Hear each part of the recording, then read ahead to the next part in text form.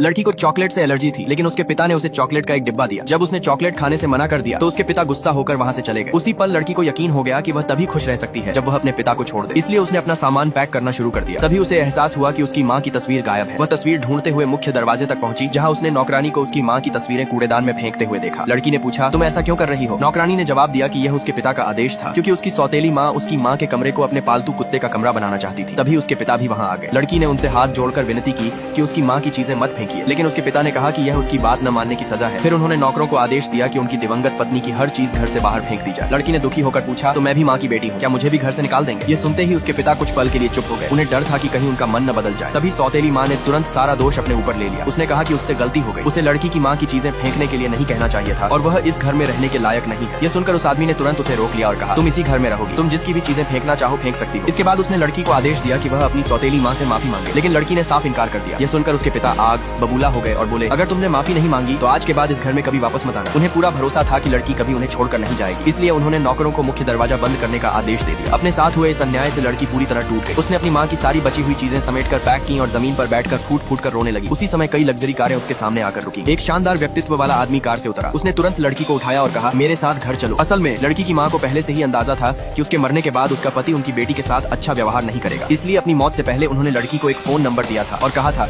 कि अगर कभी उसे अपने पिता का घर छोड़ना पड़े तो इस नंबर पर मदद मांग लेना। पिछली रात लड़की का फोन मिलते ही उस आदमी ने उसे गोद लेने का फैसला कर लिया और विदेश से तुरंत वापस लौट आया। जब लड़की ने उसे अपनी माँ की तस्वीर को प्यार से सहलाते हुए देखा तो वह हैरान हो गई और उनके रिश्ते के बारे में पूछा। उस आदमी ने बताया कि वह और उसकी माँ बचपन से साथ बड़े हुए थे। वह कई सालों से चुपचाप उससे प्यार करता था, लेकिन कभी अपने दिल की बात नहीं कह सका। जब उसे उसकी शादी का निमंत्रण मिला तभी उसे अपनी सबसे बड़ी गलती का एहसास हुआ। फिर उसने लड़की से वादा किया, आज के बाद मैं किसी को भी तुम्हें दुख नहीं पहुँचाने दूंगा। कुछ समय बाद वह लड़की को अपने माता पिता से मिलाने ले गया। लड़की ने बड़े सम्मान से उस अमीर आदमी के पिता को दादाजी कहकर पुकारा। यह सुनकर बूढ़े व्यक्ति की खुशी का ठिकाना नहीं रहा। जब उन्हें पता चला कि लड़की के असली पिता ने उसे छोड़ दिया है और उनका बेटा उसे गोद लेना चाहता है, तो उन्होंने अपने बेटे की तारीफ करते हुए कहा कि उसने आखिरकार जिंदगी का सबसे सही फैसला लिया। फिर वह लड़की को अपनी पत्नी के पास ले गए जो पिछले 3 सालों से कोमा में थी। उन्होंने लड़की से कहा, उन्हें दादी कहकर बुलाओ। लड़की ने मासूमियत से दादी कहा। सबकी हैरानी के बीच वह बुजुर्ग महिला तुरंत होश में आ गई। उन्होंने बताया कि पिछले 3 सालों से उन्हें सब कुछ सुनाई देता था, लेकिन वह अपनी आंखें नहीं खोल पा रही थी। पूरा परिवार खुशी से झूम उठा। उस अमीर आदमी ने भी लड़की को अपने परिवार का लकी स्टार कहा। अपनी माँ की मौत के बाद पहली बार किसी ने उसकी तारीफ की थी। उस दिन लड़की को सच में लगा कि उसे अपना असली परिवार मिल गया है। कुछ दिनों बाद वह आदमी उसे नए कपड़े खरीदने के लिए शॉपिंग पर ले गया। उसने मुस्कुराकर कहा, कीमत की बिल्कुल चिंता मत करना,